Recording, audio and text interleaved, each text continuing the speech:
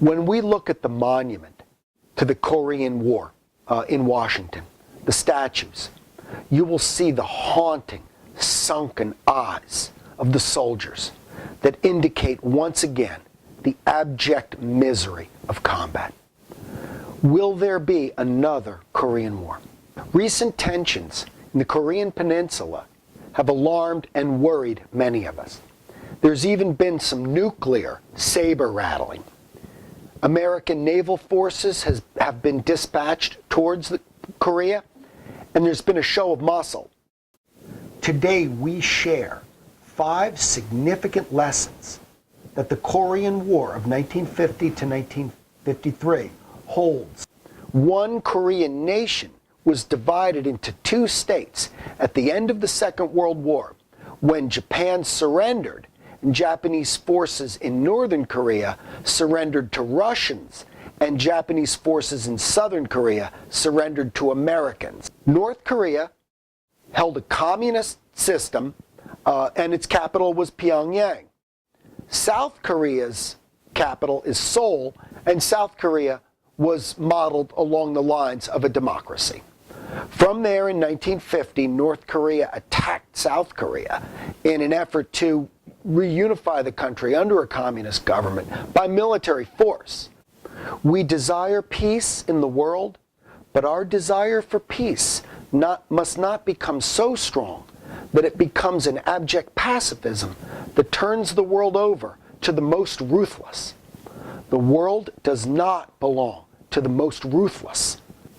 Lessons of the Korean War for present times.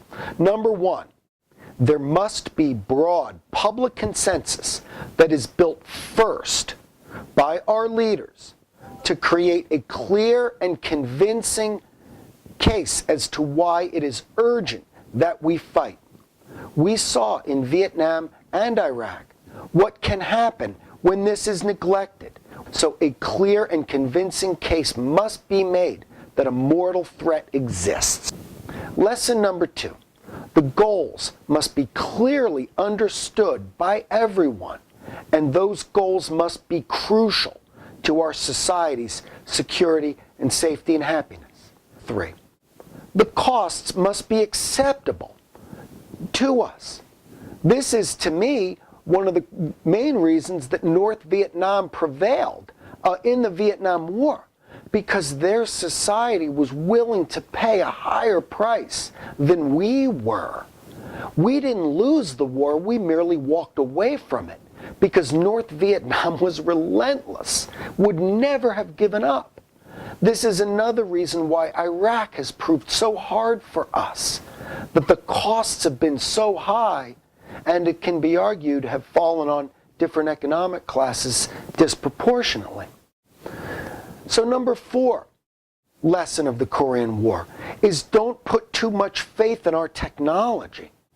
Don't be arrogant in terms of our technology by thinking that it's going to be easy. In the 1960s, the Viet Cong had virtually nothing to fight with compared to our aircraft carriers, jets, bombers. The Viet Cong prevailed. Today, despite our vast technological advantage over the Taliban remains in control of much of Afghanistan. So the lesson is that manpower is just as important as technology. 5, there must be a clear exit strategy. History has shown that wars are a lot easier to get into than they are to get out of. The president recently has been speaking in confrontational ways with regard to North Korea. It is necessary that the administration define our goals. Are we trying to overthrow the North Korean regime? Are we trying to secure South Korea? Are we trying to merely eliminate the North Korean nuclear program? These goals must be clearly articulated first. We must distinguish our national interests from global interests. Our nation's interests support the interests of the whole world, so we need allies. The American combat soldier is a diplomat of democracy. It is necessary and urgent that unarmed civilian non-combatants in other lands of the world have nothing to fear from the American combat soldier. The American combat soldier brings the Bill of Rights. The American combat soldier brings the Declaration of Independence. The American combat soldier brings food and medicine for people that need it. So it is necessary that we remain the good guys in the world. As former Librarian of Congress Daniel Borston once observed, trying to plan for the future without a sense of the past is like trying to plant cut flowers.